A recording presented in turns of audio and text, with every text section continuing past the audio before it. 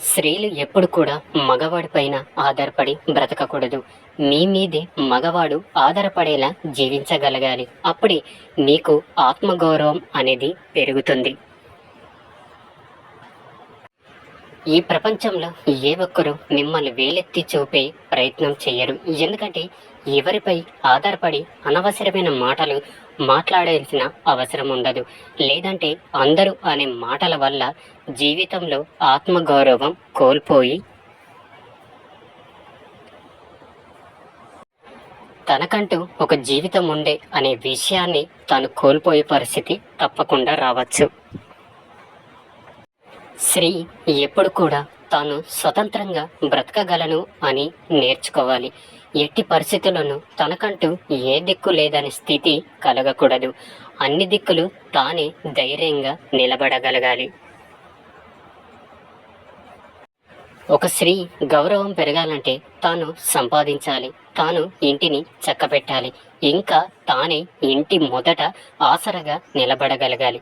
లేదంటే ఇంట్లో ప్రతి ఒక్కరికి చులకన అయిపోతారు, అలుసుగా మాట్లాడతారు, ఏ విషయంలో మిమ్మల్ని మాట్లాడనివ్వరు. ప్రతి పరిస్థితికి కూడా మీరే కారణంగా వేలెత్తి చూపిస్తారు. అందుకే అత్త అరిచినా, భర్త బాధపడ్డా, ఎవరి నోర్లు ఎలా నాలినా ఈ ఒక్క హక్కును చేజించుకోగలిగితే చాలు. గౌరవం, వ్యక్తిత్వం, ఆత్మవిశ్వాసం, ఆత్మ గౌరవం జీవితానికి సరిపడా పెంపొందుతాయి. అర్థమైందనుకుంటా. ఒక మంచి భర్త తన భార్యతో ఇలానే నడుచుకుంటాడు. వారికి ఈ 5 లక్షణాలు తప్పకుండా ఉంటాయి. మొదటిది, తాను తన భార్యతో ఎంత కోపం వచ్చినా కూడా తనపై అరిచి మాట్లాడడు. రెండవది, తన భార్య గురించి ఇతరుల వద్ద ఎప్పుడు కూడా చెడుగా మాట్లాడడు. మూడవది, తన భార్యతో పంచుకోవాల్సిన ప్రేమ, ఆప్యాయతలు, అలానే శరీరాన్ని వేరొక స్త్రీతో పంచుకోడు, కనీసం ఊహించుకోడు కూడా. ఇంకా ఇలానే పంచుకుంటూ ఉంటే అది వ్యభిచారమే అవుతుంది కాదంటారా? నాలుగవది, ఇతరుల స్త్రీలతో తన భార్యను ఎప్పుడు కూడా పోల్చడు. ఒకవేళ ఆ పరాయి స్త్రీ వారికి సరైనదే అయితే ఆ భగవంతుడు వారినే మీకు భార్యగా రాసి పెట్టేవాడు. విధి ఎప్పుడు కూడా మనకు సరైన జతని తోడుగా ఇస్తుంది. ఇక మీ ఇద్దరు ఒకరికొకరు తోడుగా ఉంటూ జీవితంలోని అన్ని సమస్యలకు అన్నిటినీ ఎదుర్కోవలసి ఉంటుంది. అంతేగాని మీ జీవితాలకి ఒకరికొకరు మీరే సమస్యగా మారకూడదు. గుర్తుంచుకో మిత్రమా. ఇక ఐదవది, మంచి భర్తలు ఎప్పుడు కూడా తమ భార్యలతో ఎంతో సాధుగుణంతో మృదువుగా మసులుకుంటారు. ఎప్పుడు వారు నొచ్చుకునేలా మాట్లాడరు.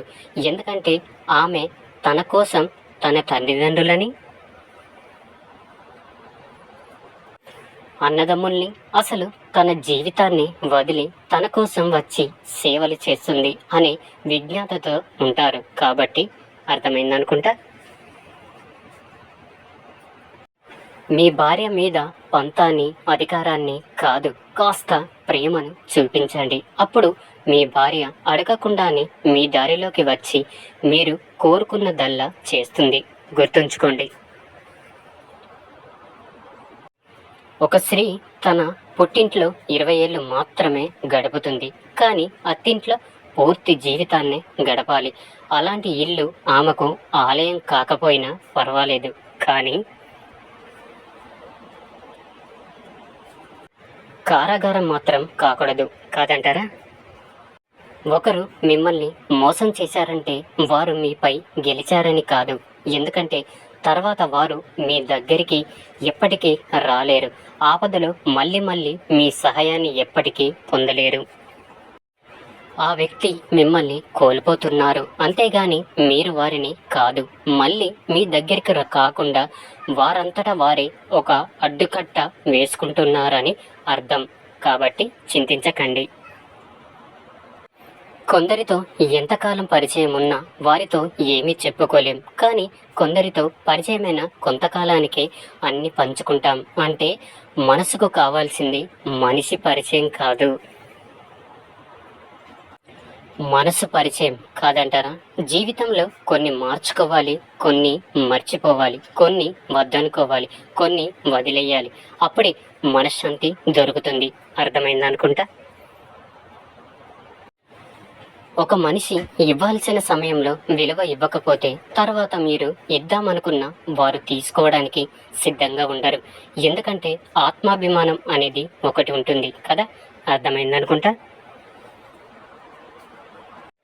మిత్రమా, ప్రేమిస్తే ఓపిక ఉండాలి, ప్రేమిస్తే అర్థం చేసుకోవాలి, ప్రేమిస్తే ఎవరిని మోసం చేయకూడదు, ప్రేమిస్తే జీవితాంతం వాళ్ళతోనే ఉండాలి, ప్రేమిస్తే ఒకరిపై మరొకరికి నమ్మకం ఉండాలి, ప్రేమిస్తే వాళ్ళ కోసం ఎవరినైనా ఎదిరించగలగాలి, ప్రేమిస్తే ఎవరి కోసము ప్రేమని దూరం చేసుకోకూడదు.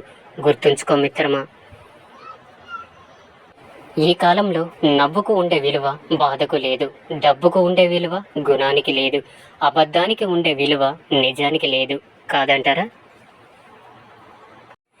ఎట్టి పరిస్థితుల్లో కూడా భార్యాభర్తల మధ్య ఏవైనా అభిప్రాయ భేదాలు విభేదాలు ఉంటే ఎప్పుడు కూడా పిల్లల ముందు బయట పెట్టకూడదు. గుర్తుంచుకో మిత్రమా.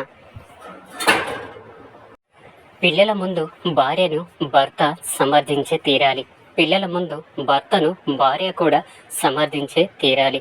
తప్పకుండా ఒకరినొకరు గౌరవించుకొని తీరాల్సి ఉంటుంది. మీ మధ్య ఏమైనా సమస్యలు ఉంటే తలుపులు వేసుకోండి. ఆ 4 గోడల మధ్య వారికి వినిపించకుండా కొట్టుకోండి, తిట్టుకోండి. ఎవరు చూడట్లేదు అనిపిస్తే కాలు కూడా పట్టుకోండి. ఇక అది వేరే విషయం. భార్యాభర్తల మధ్య తిట్టుకోవడలు కొట్టుకోవడలు ఉంటాయి. ఏమున్నా కూడా పిల్లలు లేనప్పుడే ఒక్కసారి బయటపడ్డారు అంటే ఇద్దరు కూడా పిల్లలకు లోకువైపోతారు. వారు ఎలా అంటారు, నువ్వు అనలేదా అమ్మని, నువ్వు అనలేదా నాన్నని, నేనంటే తప్పేంటి,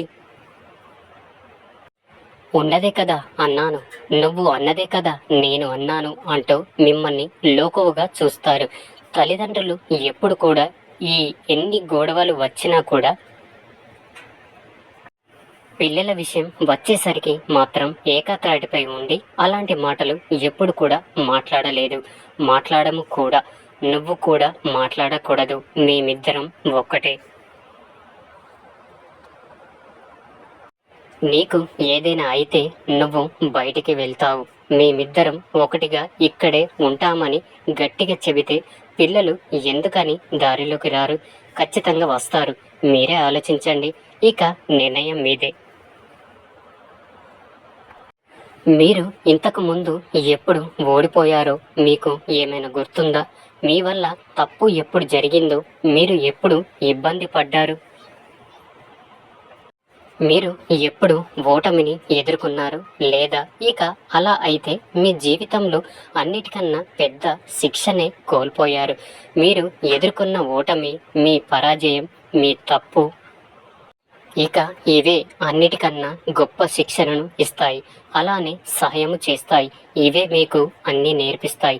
అసలు ఏం చెయ్యాలో ఏం చెయ్యకూడదు, ఈ ప్రకృతి మనకు ఏం నేర్పిస్తుందో దాన్ని అర్థం చేసుకోవడానికి ప్రయత్నించండి. చీకటి పడని ఒక రోజును మీరు ఎప్పుడైనా చూశారా? ఒక నది ఇంకిపోకుండా ఉండడం మీరు ఎప్పుడైనా చూశారా? ఆకులు రాలని వృక్షాన్ని మీరు ఎప్పుడైనా చూశారా? చెప్పండి. ఒకవేళ సూర్యుడు ఓటమిని ఒప్పుకుంటే ఇక రాత్రి తర్వాత ఎప్పుడు కూడా మీరు ఉదయాన్నే చూడలేరు.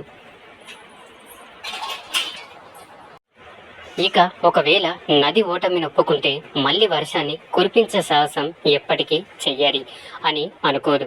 ఒకవేళ వృక్షం ఓటమిని ఒప్పుకుంటే వసంత ఋతువుల్లో కొత్త ఆకుల్ని జన్మ ఇవ్వాలి అనుకోదు. అలాగే గ్రీష్మ ఋతువుల్లో మనకు నీడనివ్వదు. ఒకవేళ వీళ్ళందరూ ఓటమిని ఒప్పుకుంటే ఈ భూమి ఆకలితో మిగిలిపోతుంది. ప్రకృతి మనకు ఇదే నేర్పిస్తుంది మిత్రమా.